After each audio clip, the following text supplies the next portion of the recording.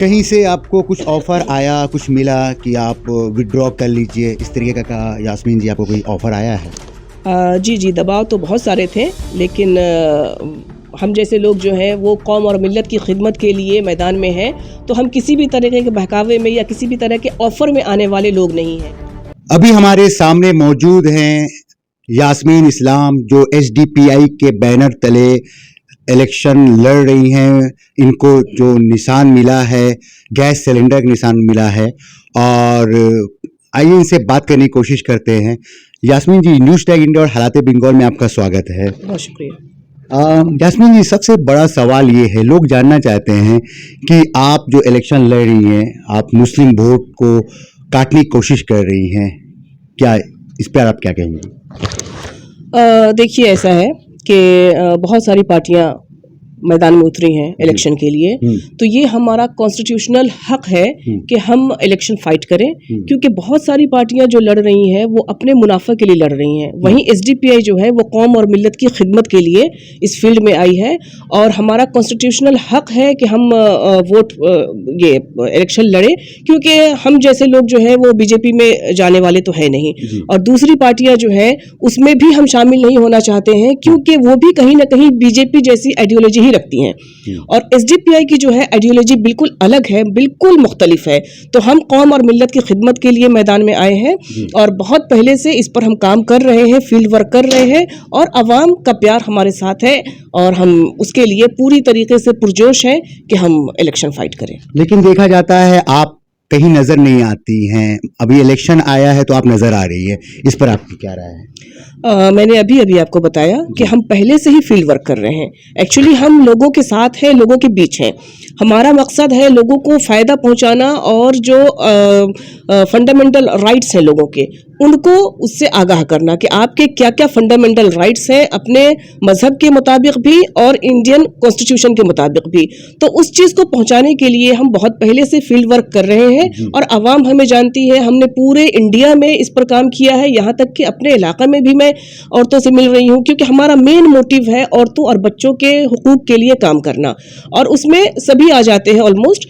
तो चूंकि मैं विमेन इंडिया मूवमेंट की नेशनल प्रेसिडेंट हूँ, और हमारा जो मेन मकसद है वो है ग्रास रूट लेवल से औरतों को एम्पावर करना, तो उनके एम्पावरमेंट के लिए मैं फील्ड वर्क कर रही हूँ, लोगों से लगातार मैं मिल रही हूँ। अपने एरिया में भी मैं जो बेवाएं हैं, जो बेसहारा हैं, उनके लिए मैं उनसे मिल रही हूँ, उनके तकलीफ़ों को, उनके परेशानियों को जानकर उन पर काम करने की कोशिश कर रही हूँ। तो आवाम के बीच है हम, ऐसा नहीं है कि हम पहली बार यहाँ पे उतरे हैं और आवाम हमें नहीं जानती है। आप मीडिया से हमेशा दूर रही हैं, और अभी इलेक्शन के वक्त मीडिया में आप आ रही हैं, तो इतना दिन दूरी क्यों था?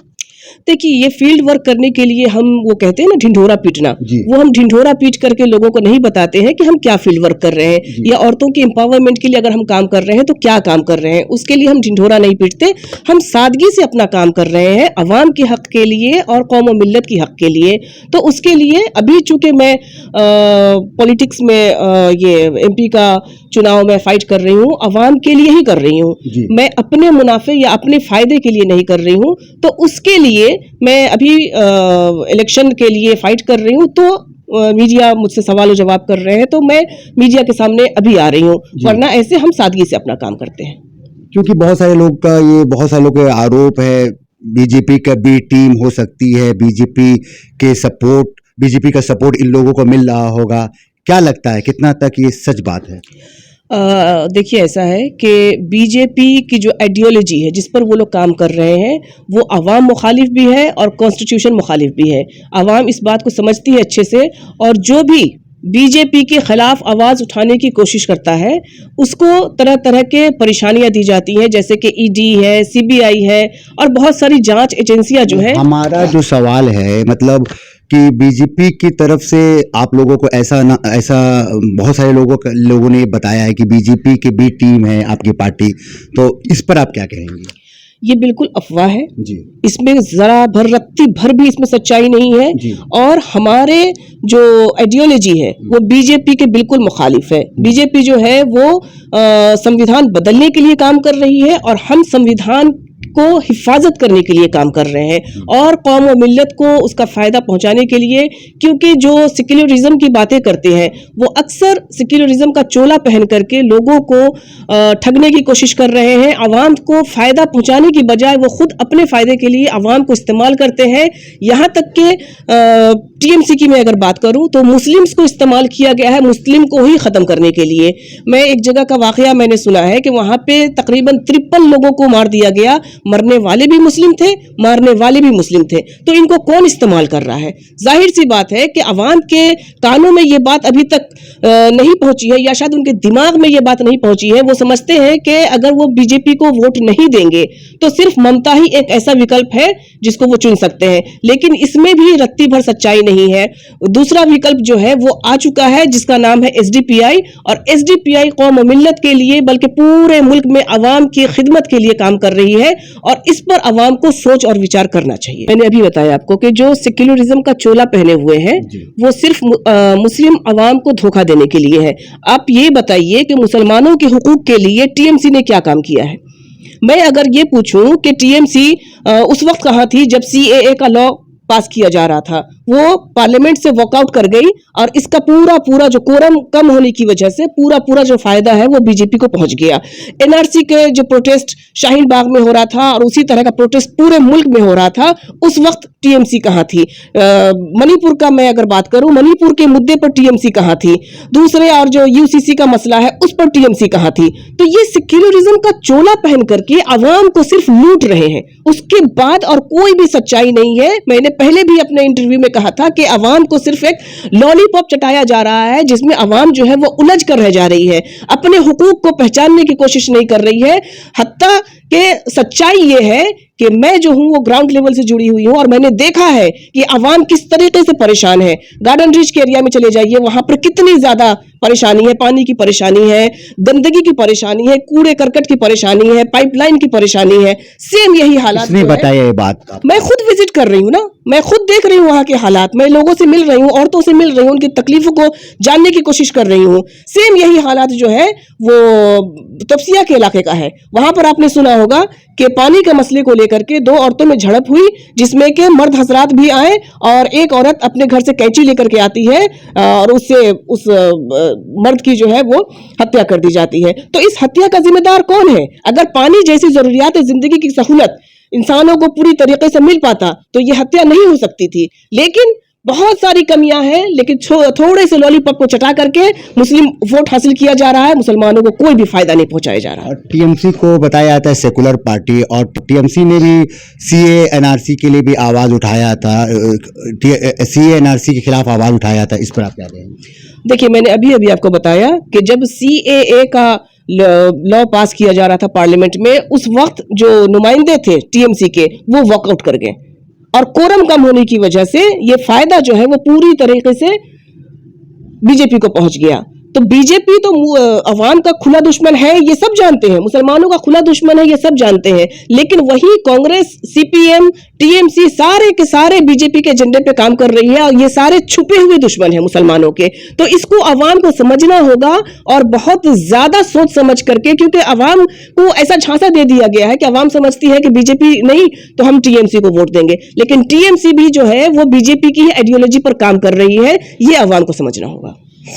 देखा जा रहा है कि यहाँ पर सीपीआईएम कैंडिडेट सायरा शाह हलीम भी लड़ रही हैं, वो भी एक मुस्लिम है और आप भी एक मुस्लिम हैं, और माला रॉय भी लड़ रही हैं और बीजेपी से देवेश्री भी लड़ रही हैं। क्या लगता है, क्योंकि आप बिल्कुल आपको बहुत कम दिन बचे हुए हैं, तो कैसे आप इलेक्शन का कैंपेनिंग आप शुरू करेंगी? देखिए, ये कैंपेनिंग वो इलेक्शन के लिए हो रहा है, लेकिन फील्ड वर्क की जहां तक बात है, ना वो माला रॉय ने किया है, ना वो सायरा शाह हलीम ने किया है, और ना ही देवेश्री है। तो ये अवाम जो है ना, उसको फायदा पहुंचाने के लिए आपको काम करना है ना।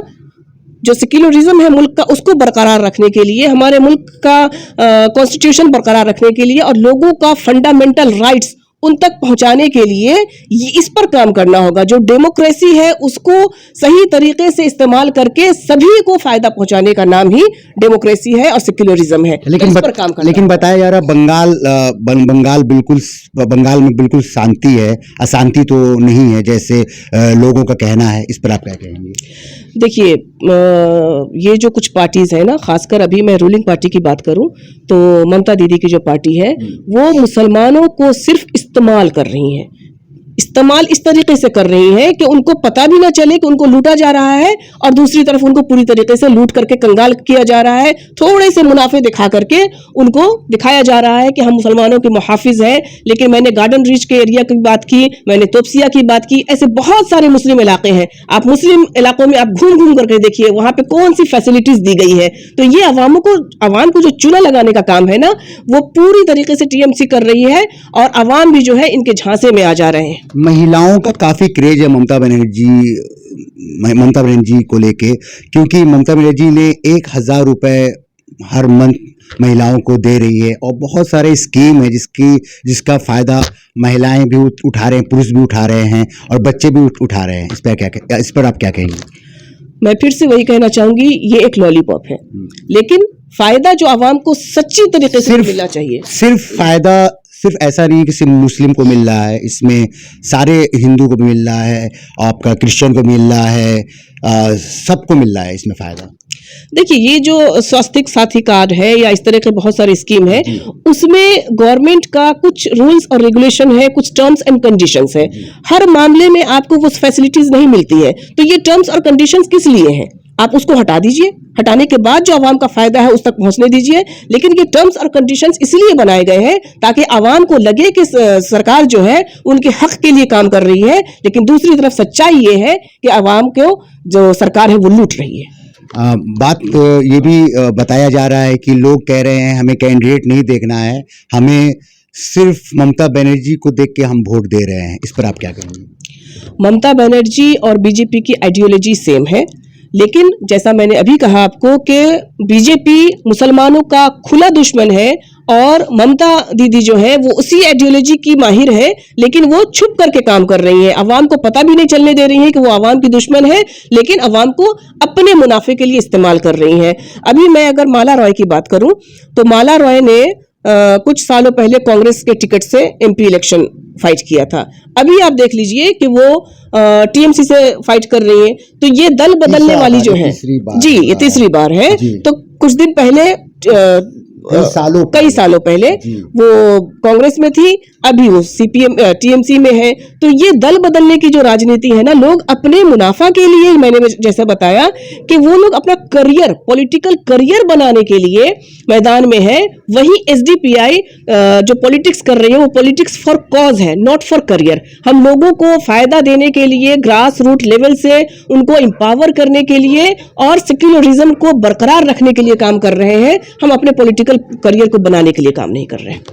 बहुत कम दिन बचा हुआ है। एसडीपीआई कौन कौन से, क्योंकि काफी वार्ड है, तो कौन कौन से एरिया में आप जाएंगी और कब से आपका प्रचार शुरू हो गया, बताया जरा हमारे व्यूवर्स को। देखिए, प्रचार शुरू हो चुका है और हम आवाम के बीच है, जैसा मैंने अभी भी आपको बताया है कि वो बहुत बड़े जो कहते हैं ना होर्डिंग्स, बैनर्स या ग्लैमर्स पे हम नहीं जा रहे हैं। हमारी जो पार्टी है वो आइडियोलॉजिकल पार्टी है और हमारा आइडियोलॉजी जो है वो दूसरों से मुख्तलिफ है। तो वो ढिंढोरा पीट करके हम आवाम के बीच नहीं काम करना चाहते, बल्कि बिल्कुल सादगी के साथ हम आवाम के बीच है और आवाम का प्यार और सपोर्ट हमें इंशाल्लाह मिलेगा। कहीं से आपको कुछ ऑफर आया, कुछ मिला कि आप विड्रॉ कर लीजिए, इस तरीके का यास्मीन जी आपको कोई ऑफर आया है? जी, दबाव तो बहुत सारे थे, लेकिन हम जैसे लोग जो है वो कौम और मिल्लत की खिदमत के लिए मैदान में हैं, तो हम किसी भी तरह के बहकावे में या किसी भी तरह के ऑफर में आने वाले लोग नहीं हैं।